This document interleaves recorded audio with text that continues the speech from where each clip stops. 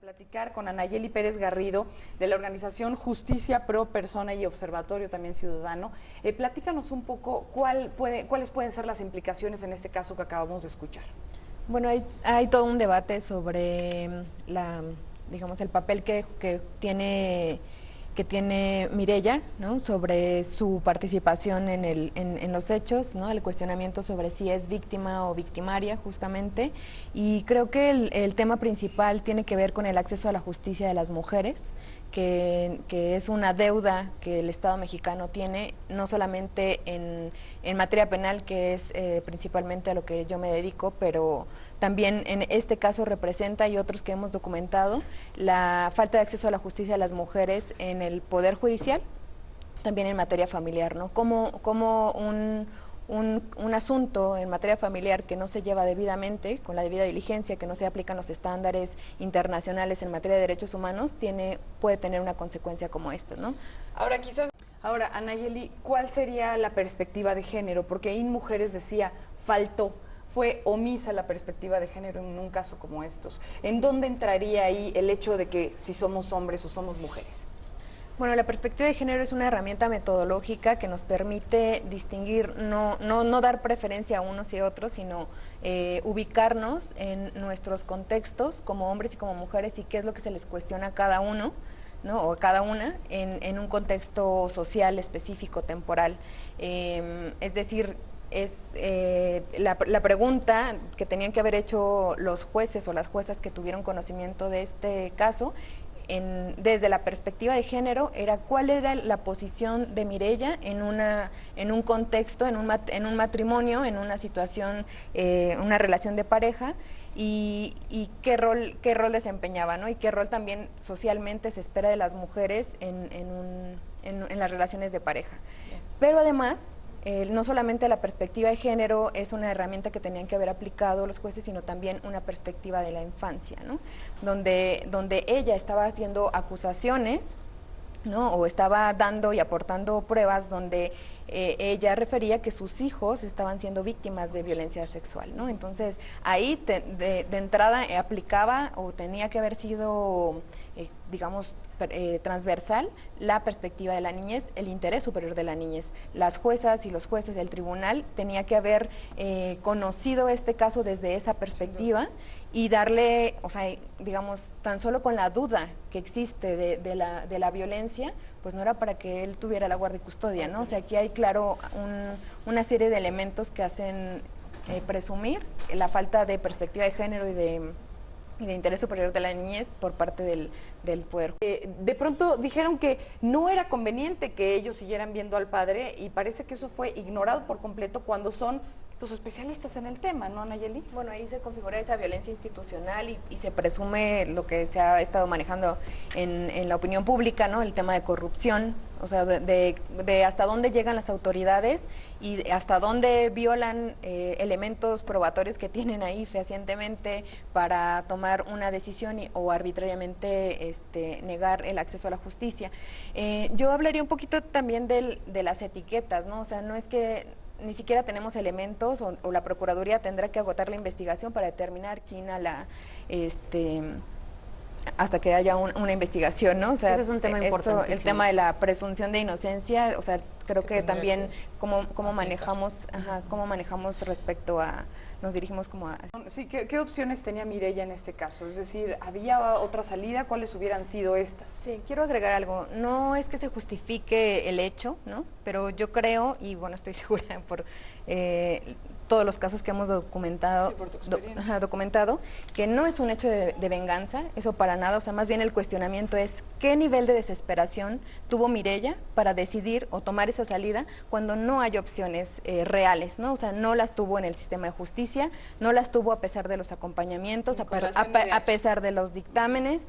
Tenemos el tema de la alienación parental, que es utilizado mucho en materia familiar y que fue avalado porque recientemente hubo una reforma en el Código Civil en el Distrito Federal para avalar esa figura donde los que manipulan, que son los agresores, generalmente hombres en un contexto de violencia familiar, manipulan para negar el acceso a la justicia a las mujeres, Fue ¿no? mayo Pero no era la única 2014, opción. ¿no? Entiendo que Sí, mayo no lo- 2014 se incluye esto en el Código Civil, como lo dices, artículo 323 más o menos, y ahí es en donde se establece que ahora el SAP o el síndrome de alienación parental puede ser una opción, pero finalmente hay gente que tiene puntos en contra. Explícanos por qué esto podría no estar funcionando para nuestra sociedad. Uno, no está reconocido por los estándares en materia psicológica ni psiquiátrica. Ninguno de estas disciplinas han reconocido Ni siquiera la OMS la alienación lo parental. No está reconocido internacionalmente, no es un parámetro real. Se introduce en materia legal porque ha habido un movimiento para promover esta figura que no tiene validez o no debería tener una validez. Hay una acción de inconstitucional que presentó la Comisión de Derechos Humanos de la Ciudad de México, que no se ha resuelto, que la Suprema Corte tendrá que estudiar si esto es válido y cómo se está utilizando en estos casos de violencia, porque generalmente están siendo utilizados en contra de las mujeres, ¿no? ¿Cómo funciona? ¿Cuáles son los pasos a seguir de un SAP? Para que la gente entienda exactamente cuál es la figura. No, es que justamente no está reconocida por los estándares internacionales, no hay una metodología para establecer este daño Es decir, el psicológico, punto es no que hay, uno de los padres no es científico. ya no puede ver a Sí. los hijos. O sea, no es científico, o sea, a esa conclusión llegan, pero es a partir de una manipulación y de una falta de perspectiva de género, porque creo que todos estos casos que comentaban, incluso en la literatura, que también es muy machista y misógina, porque, o sea, hablando de los Sí. de lo que comenta la compañera, no es, o sea, no es un acto de venganza, no, o sea, eso ni siquiera ella lo presenta así, no debería estar como en discusión y al contrario, ¿no? O sea, creo que lo que debemos cuestionarnos como sociedad y ante la autoridad Sí. es por qué no se le dieron ninguno de los recursos que sí existen, que efectivamente hay posibilidades, pero que materialmente a las mujeres no se les brinda. Pero no, porque muchos dicen, bueno, pues es que como ya no está Mireya, ya no está la parte acusatoria y entonces el caso se cierra. Sí, Es eso le decir, dijo a Ciro. ¿qué sigue? No, en este tipo de hechos la actuación de la autoridad y es de la Procuraduría General de Justicia de la Ciudad de México es oficiosa, ¿no? O sea, eso tiene que continuar.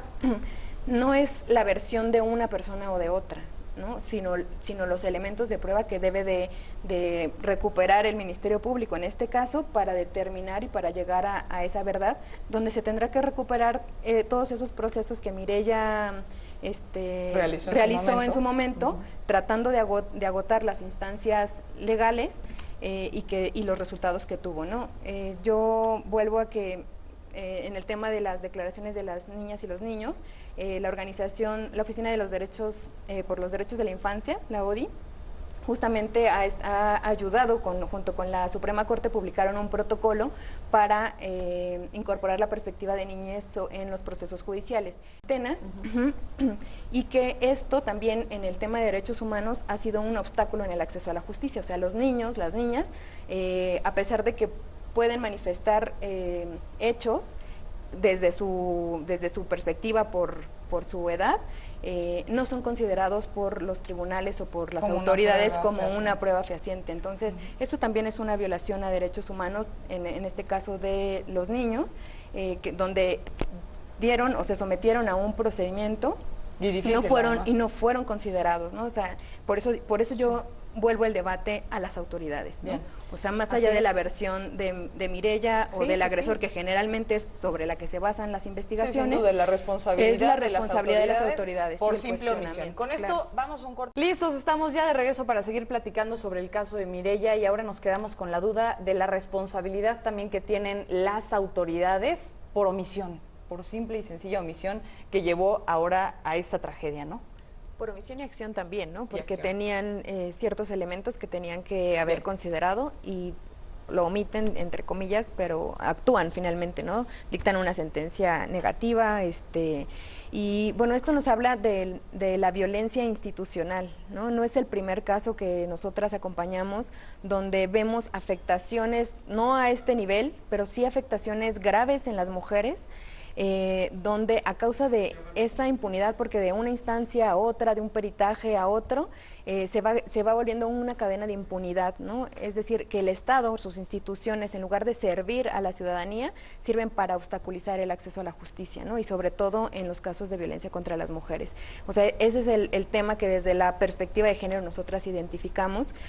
Por eso señalamos aquí el cuestionamiento es qué hicieron o dejaron de hacer las autoridades, qué omitieron arbitrariamente, ilegalmente, como estos peritajes, a una costa de la integridad de los niños, ¿no? Porque no era nada más el tema familiar, que a veces se ve como entre iguales, que tampoco lo es cuando están en un contexto de violencia, pero aquí donde había víctimas menores de edad, la autoridad pasó por encima de sus derechos, de sus derechos humanos, ¿no? La Lo que integridad dices y de la la vida. autoridad quizás además se complicó cuando estaba la jueza décima, después lo pasa a la jueza decimoprimera, y ahí es en donde además el Tribunal Superior de Justicia de la Ciudad de México avala a los jueces en quitarle la potestad, la patria potestad a los hijos, ¿no? La guardia y custodia a la madre. Es decir, no nada más fueron las juezas, sino también el caso de la violencia sexual, pero también en contextos de violencia, las personas, ¿no? O sea, cualquier persona tiene una afectación psicológica ante un hecho violento, ¿no? Y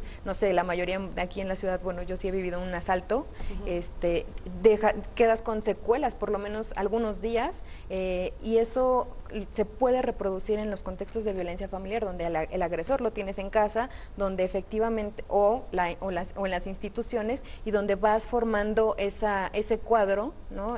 De afectación psicológica, en la que pues estás deprimida, no tienes recursos, no te consideras apta para tomar ciertas decisiones, ¿no? A ese nivel se reduce a las personas en situaciones de violencia. Eso sí lo sabemos. En materia penal y en materia civil hay una deuda por parte del Estado en el tema de órdenes de protección. Cómo el Estado, cuando tiene conocimiento de un hecho de violencia, garantiza a las víctimas, hablando en términos generales, de no seguir siendo agredidas por una persona, ¿no? Entonces, no se otorgan órdenes de protección en materia penal, eso lo tenemos documentado, pronto habrá un caso relevante sobre la materia, y en materia familiar no ordenan medidas provisionales, ¿no? Justamente en este tipo de situaciones donde las juezas tenían que haber actuado también en protección a las víctimas, en este caso que a quienes se referían como víctimas eran los menores de edad. Entonces hay una deuda de prevención por parte del Estado